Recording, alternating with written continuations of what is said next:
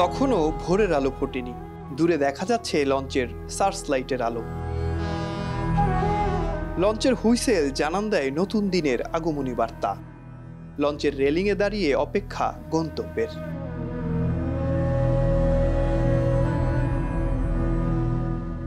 একসময় এই নদীবন্দর যাত্রীদের আনাগোনায় জমজমাট থাকলেও বর্তমানে সে চিত্র পাল্টেছে। যাত্রী সংকটে 3 দিন জৌল সারাতে বসেছে বরিশাল নদীবন্দর। পদ্মা সেতু চালুর ফলে বরিশাল নদীবন্দর তার জৌলস হারালেও ব্যস্ততা বেড়েছে এই নতুল্লাবাদ এলাকাটির। আগের তুলনায় এখানে বাসের সংখ্যা বেড়েছে প্রায় 4 গুণ, কিন্তু সে তুলনায় বাড়েনি এলাকাটির পরিধি, যার কারণে প্রতিনিয়ত সৃষ্টি হচ্ছে যানজটের। ভোগান্তিতে পড়ছে বাস চালক ও যাত্রীরাও। পদ্মা সেতু চালুর ফলে যাতায়াত ব্যবস্থার উন্নয়ন ঘটলেও রয়েছে নানা ধরনের অপূর্ণতা। কেন পদ্মা সেতুর সুফল পুরোপুরি ভোগ করতে পারছে না নগরবাসী, সে কথাই বলছি এখন।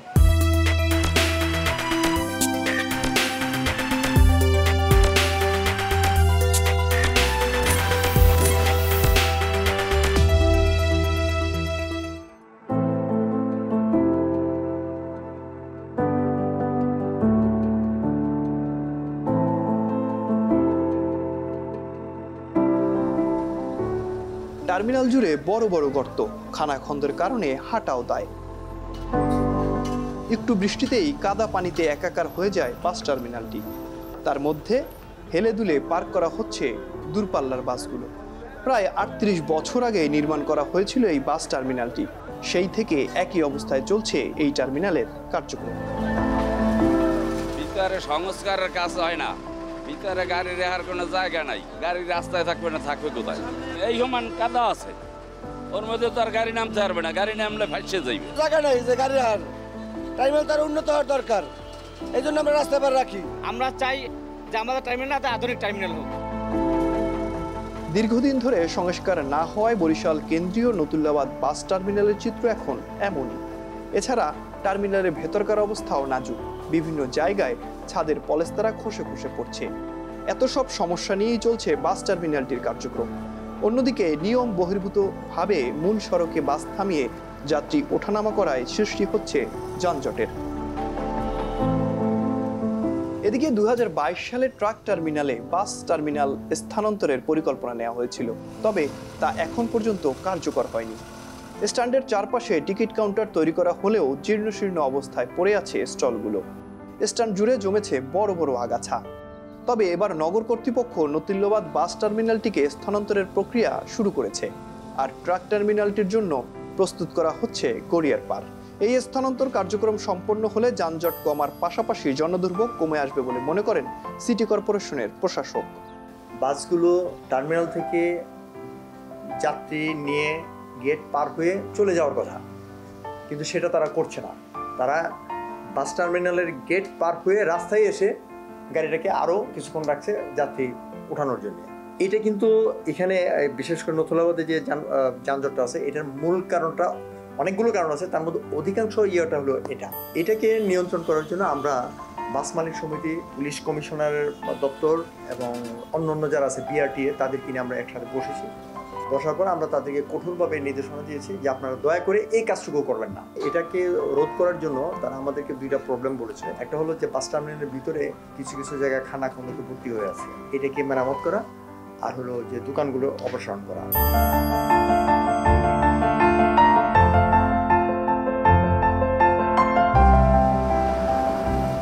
ঢাকা বরিশাল মহাসড়কে 3 হুইলারের দাপট দিন দিন বাড়ছে। বাসের সাথে পাল্লা দিয়ে চলাচল করছে নসিমন, টমটম ও ভটভটি সহ বিভিন্ন 3 চাকার যানবাহন। মাঝে মধ্যে দেখা যায় মহাসড়কে দাপিয়ে বেড়াচ্ছে রিক্সা ও ভ্যান। এর ফলে শুধু যানজটের সমস্যা নয়, বেড়েছে নিরাপত্তাহীনতাও। দেশের অন্যতম ব্যস্ততম সড়ক এই ঢাকা বরিশাল মহাসড়ক, যা দক্ষিণাঞ্চলের প্রবেশদ্বার হিসেবে পরিচিত। বিভাগের 6টি জেলা ছাড়াও খুলনা ও গোপালগঞ্জের অসংখ্য যাত্রীবাহী বাস চলাচল করে এই মহাসড়ক ধরেই। কিন্তু মহাসড়কের প্রশস্ততা কম হওয়া এবং 3 হুইলারের দাপটে প্রতিনিয়তই ঘটছে দুর্ঘটনা। এই সমস্যার সমাধানে সড়কের প্রশস্ততা বাড়ানো এবং বাইপাস সড়ক নির্মাণের দাবি বরিশালবাসীর। পদ্মা সেতু চালুর ৩ বছর পেরিয়ে গেলেও এর সুফল পাচ্ছে না বরিশালবাসী। মহাসড়কের বিভিন্ন স্থানে দেখা যাবে ভাঙাচোরা, গর্ত। এছাড়া মহাসড়ক সরু হওয়া এবং বেপরোয়া গতির কারণে প্রায়ই ঘটছে দুর্ঘটনা। তবে সড়ক ব্যবস্থার উন্নয়ন হলে এ অঞ্চলের বাণিজ্যিক সম্ভাবনা আরও সমৃদ্ধ হবে বলে মনে করেন চেম্বার অব কমার্সের পরিচালক। এই বিদ্যমান রাস্তাটি সেই ব্রিটিশ আমল থেকে, পাকিস্তান আমল থেকে বিদ্যমান। এখানে এই দুই রাস্তা কেন্দ্রিক অনেকগুলো বাজার আছে, বড় বড় স্থাপনা আছে, ভবন আছে, কমার্শিয়াল জোন হয়ে গেছে এটা। এখানে এই রাস্তাগুলোকে বর্ধিত করার প্রয়োজন আছে, কিন্তু একই সাথে বরিশালের গড়িয়ার পাড় থেকে শুরু করে একেবারে ডব্লিউবি ব্রিজ পর্যন্ত একটি বিদ্যমান যে রাস্তা আছে ওই রাস্তা হবে না, একটি আলাদাভাবে একটি বাইপাস সড়ক দরকার। এই বাইপাস সড়ক যদি বাস্তবায়ন না হয় তাহলে আসলে আবার আমরা এই সুফল থেকে বঞ্চিত হব।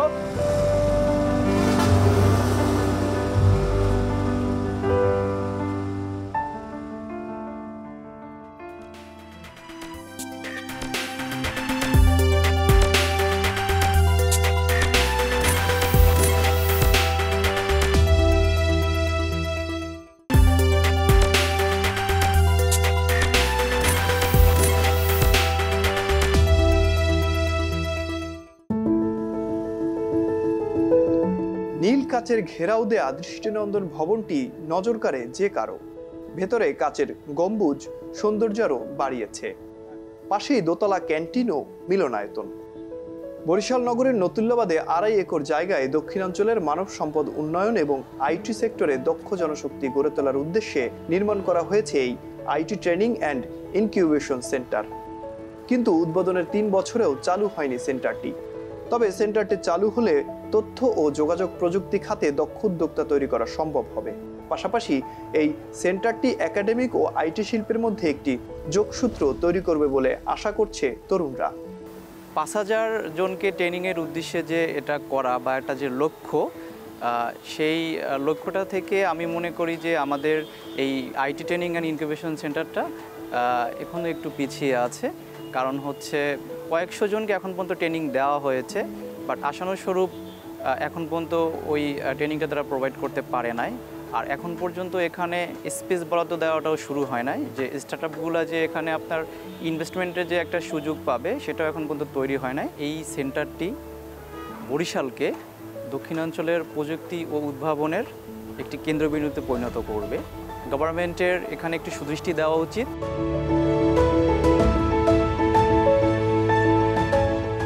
প্রায় 40 বছরের পুরনো এই কাশীপুর বাজার। শুরুতে এখানে হাতে গোনা কয়েকটি দোকানপাট থাকলেও এখন এই বাজারে রয়েছে প্রায় 4 শতাধিক দোকানপাট।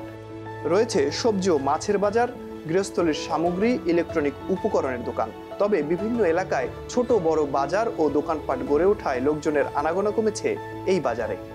এই বাজারটার বয়স প্রায় 60-65। আমার জন্মের পর থেকে তো আমি এই বাজার দেখতেছি। তখন বাজার ছিল, দোকান ছিল মাত্র 4-5টা দোকান ছিল। আধুনিক কিছুই হয় না, কোনো পরিবর্তন হয় না।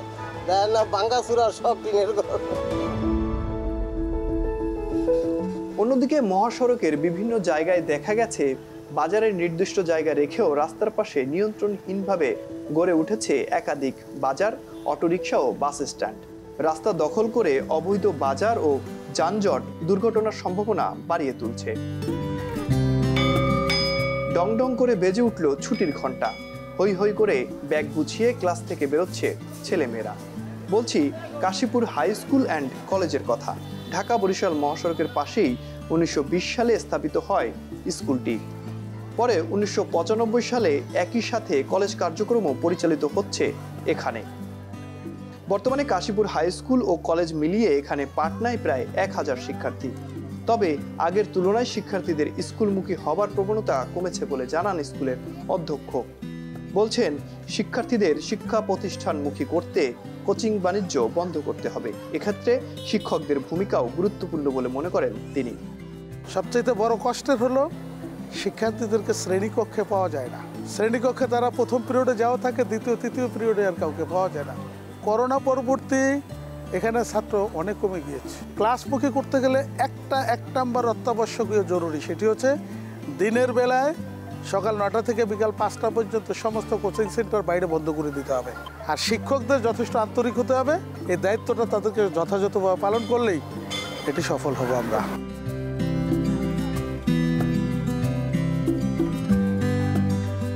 বরিশাল নগরীর কাশীপুরে 1993 সালে 36 একর জমিতে প্রতিষ্ঠিত হয় দুগ্ধ ও গবাদি পশু উন্নয়ন খামার। 4টি মিল্ক শেড, 5টি ড্রাই শেড, একটি বুর শেড ও একটি আইসোলেশন সেন্টার সহ 11টি শেড নিয়ে যাত্রা শুরু হয়। খামারটিতে দুগ্ধ ও গবাদি পশুর জাত উন্নয়ন, প্রজনন এবং রোগ নিয়ন্ত্রণ সহ বিভিন্ন কার্যক্রম পরিচালিত হয়ে থাকে। এছাড়াও এখান থেকে প্রতিদিন গড়ে 200 জনের মাঝে প্রতি লিটার 60 টাকা দরে দুধ বিক্রি করা হয়। অন্যদিকে খামারটির বার্ষিক উৎপাদন লক্ষ্যমাত্রা শতভাগ পূরণ হলেও রয়েছে জনবল সংকট।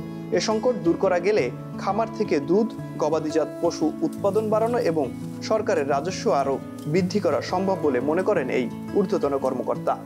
মাত্র আমরা এখন 21 জন আছি, কর্মকর্তা 2 জন, আর বাকি 3য় বা 4র্থ শ্রেণীর কর্মচারীরা আছে। পুরোপুরি যদি জনবল নিয়োগ হয়ে যায়, আমরা ইনশাল্লাহ এর চেয়েও দ্বিগুণ পরিমাণ আমরা দুধ উৎপাদন করতে পারবো এবং আমাদের যে মূল টার্গেট যেটা 4 বছর উৎপাদন করা, সেটা আমরা আরও দ্বিগুণ করতে পারবো।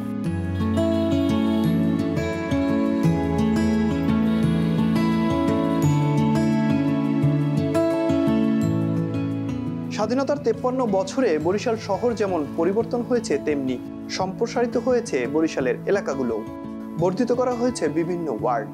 নগরীর 30 নং ওয়ার্ডের কাশীপুর চৌমাথা বাইপাস রোড 2003 সালে সবশেষ গণপাড়া এলাকার এই সড়কটির উন্নয়ন কাজ হয়েছিল। তারপরে আর বড় কোনো ধরনের কাজ হয়নি। কিছুদিন আগে খোয়া ফেলা হলেও বেহাল অবস্থায় পড়ে আছে সড়কটি। সিটির লোক বলে যে এটা ইউনিয়ন করবে, ইউনিয়ন কর্তৃপক্ষের দায়িত্ব, আর ইউনিয়ন বলে যে এটা হলো সিটি দায়িত্ব। কিন্তু অবশেষে আমরা যা দেখলাম, অবশ্যই এটা সিটি দায়িত্ব, কারণ ওই যে রাস্তার ওই যে আপনার ম্যাপ অনুসারে এটা সিটির মধ্যে। আমরা যেই গালি উন্নয়নের জোয়ার, কিন্তু মানুষ রোডে ঘাটে ভরিয়া ট্যাং ভাঙ্গে, হাত ভাঙ্গে, পা ভাঙ্গে।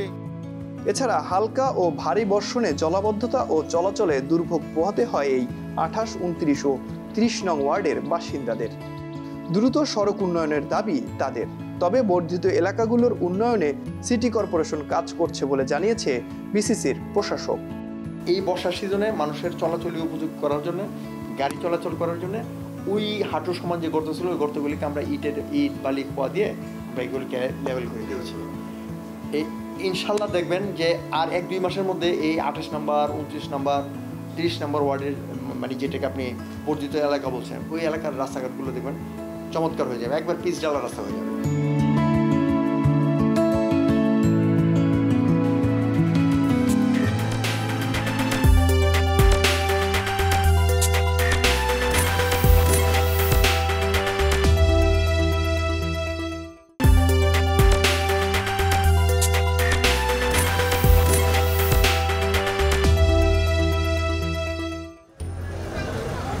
বরিশালের অন্যতম গুরুত্বপূর্ণ ও প্রাণবন্ত বাজার এলাকা, যেটি নতুল্লাবাদ কেন্দ্রীয় বাস টার্মিনালের পাশেই অবস্থিত, যা নগরীর রাত্রিকালীন বাজার হিসেবে বেশ পরিচিত ও জমজমাট একটি বাজার। প্রায় 80টি দোকান নিয়ে পরিচালিত বাজারটিতে সন্ধ্যা থেকে গভীর রাত পর্যন্ত মাছ, শাকসবজি, ফলমূল, মশলাসহ বিভিন্ন পণ্য পাওয়া যায়।